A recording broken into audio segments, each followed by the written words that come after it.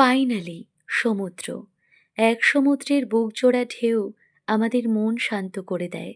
তাই তো সমস্ত ব্যস্ততা শেষে সপ্তাহে ২ দিন ছুটি পেলেও মনে হয় যেন যাই, সমুদ্রে ঘুরে আসি। সমুদ্রের পাড়ে বসে ধোঁয়া ওঠা ১ কাপ গরম চা খেলে মনে হয় যেন এ জীবনে আর কিছু চাই না। সমুদ্র, শুধু তোমায় চাই।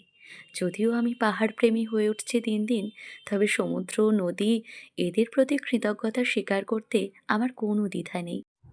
আমরাও ২ দিনের ছুটি ম্যানেজ করে টুক করে চলে গিয়েছিলাম মন্দারমণিতে, বাড়ির বয়োজ্যেষ্ঠদেরকে একটু রিল্যাক্স ফিল করানোর জন্য। আর যে কোনো সমুদ্রের পাড়ে গেলে যেটা সবথেকে বেশি অ্যাট্রাক্ট করে সেটা হলো এই ডাব আর মাছ। মানে একেবারে পাল্লা দিয়ে চলে ডাব খাওয়া আর মাছ খাওয়া। আমরাও খেলাম, খুব আনন্দ করলাম।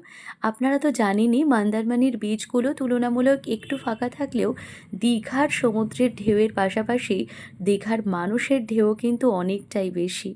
আর আমাদের যে রিসর্টটা ছিল সেটাও ভীষণ সুন্দর ছিল। আমাদের কিছু ক্রাইটেরিয়া ছিল, সেই হিসেবে এটা একেবারে পারফেক্ট। যদি আপনাদের ডিটেইলস লাগে আমাকে জানাবেন, আমি পাঠিয়ে দেব। আপাতত সমুদ্র এনজয় করুন।